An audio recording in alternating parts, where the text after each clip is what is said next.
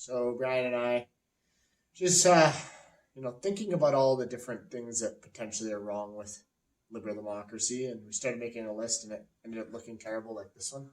We were trying to think of an acronym for you guys, but I think we came up with it, and the acronym is going to be DEVILS. Ugh, I already get something in my eye. Was it devils? Devils, like two devils, rather than just one devil. Devils. Okay. And the D stands for? Discipline and solidarity to the party. I guess to the political we'll party. Talk about that. We'll talk about each of them after. We're just giving you the terms. Yeah, and then the electoral systems. Electoral systems. Yeah. Because sometimes they suck. Yeah. Right? We'll talk about that. We have voter turnouts and citizen participation / suppression. No, wait, get rid of the suppression. Voter turnouts. And citizen participation. / citizen participation.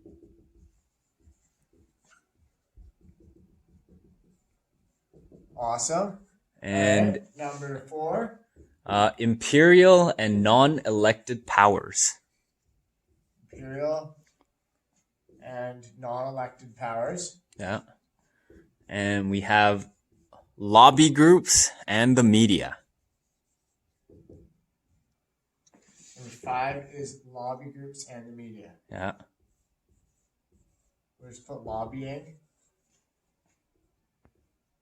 / media influence. All right. And then the last one is suppression of voters or suppression of voting rights.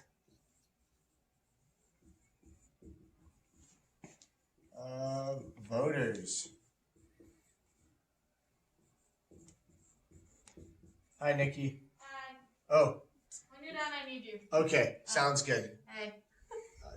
Yeah, okay. So we're going to go through each of these with you and talk about why they're important. But basically what we want you guys to come to a conclusion of by the end of this lesson is a sense that our liberal democracy is not necessarily perfect. We're not going to sit here and tell you that it's awful, but we just don't want you to also think that it's perfect. That there are things that we have lots of questions about and things that need to change and things that, may not like kind of allow liberalism to become viable for the future unless we consider these things. And so, yeah, we're going to go into each of these, and then you guys are going to have kind of an assignment associated with them. So, yeah, that's where we're going to go with this today. All right, Brian, why don't you tell us about some stuff? So the first thing on our list, we're going to be talking about discipline and solidarity. And that's referring specifically to the idea of party solidarity.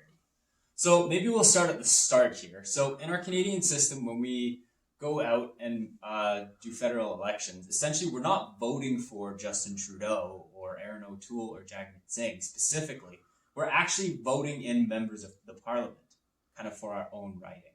So each riding or regions within Canada is represented by certain members of parliament, and they belong to the Conservative Party, Liberal Party, or the NDP, depending on where they are. So within all these parties, as they get elected amongst the Liberal Party, the Conservative Party, et cetera, they kind of have to follow the rules of those parties, right? One of the most prime examples that we think of is Justin Trudeau's members of parliament need to kind of sign an agreement saying that their beliefs on abortion is always pro-choice.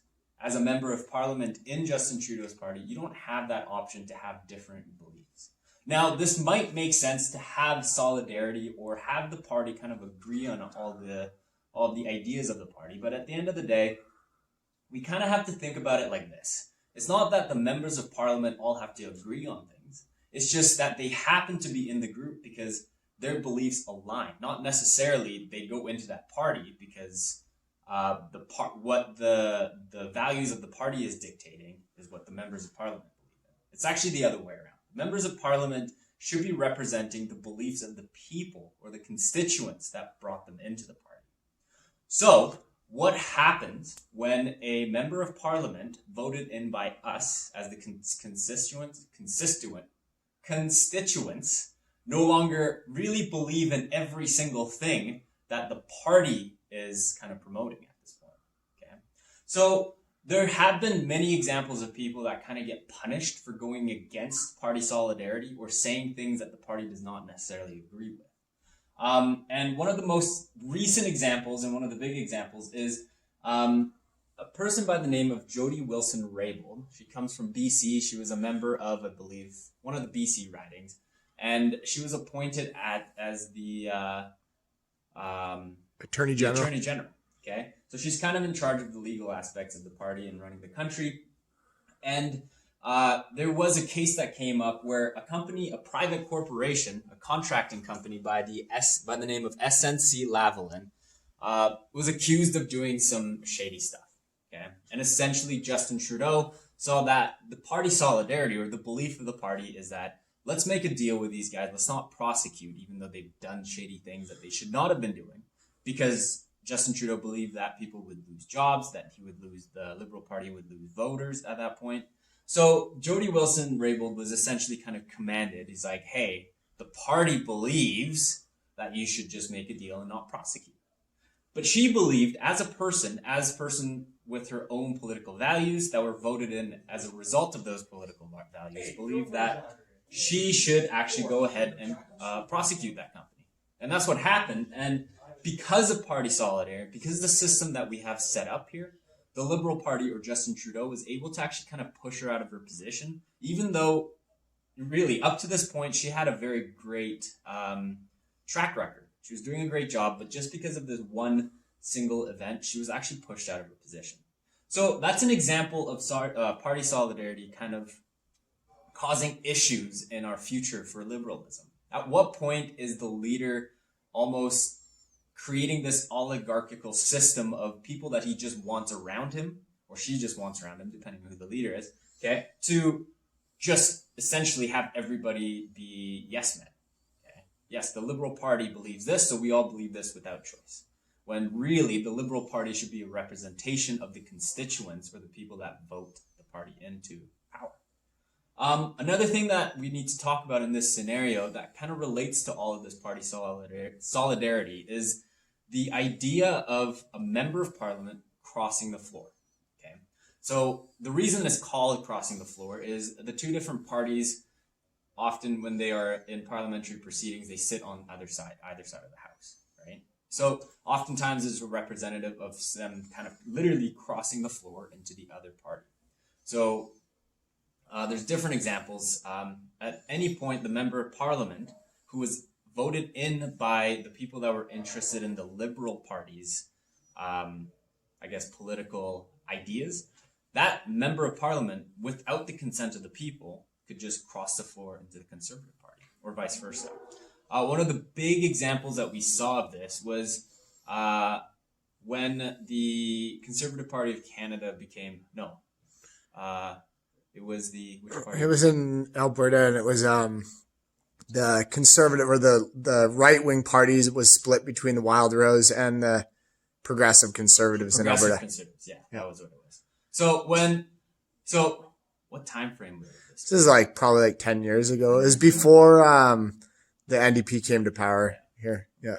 So there was a time when, much like now with our federal system, the right wing's votes were split into two, like currently how the left wing votes are kind of split between the Liberals and the NDP.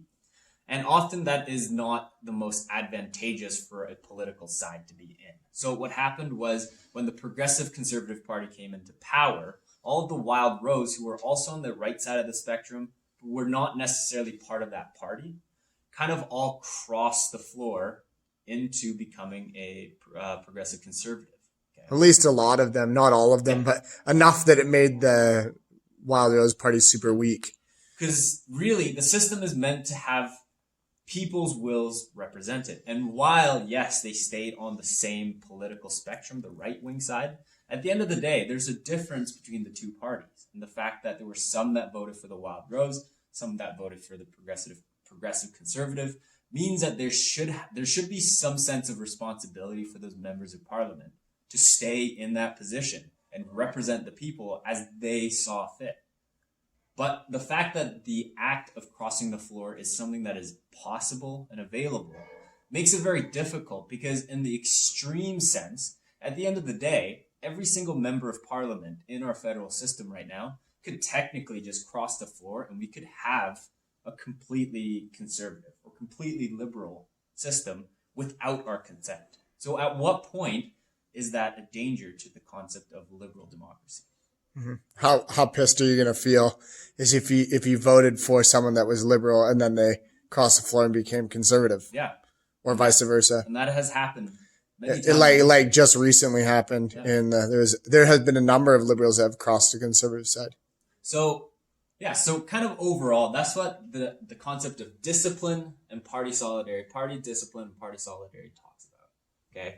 And as much as you need to understand what these are, you also need to understand the problems within these concepts that we've talked about. That's really more what we're trying to get you to understand. So, yeah, we'll move on to the next one.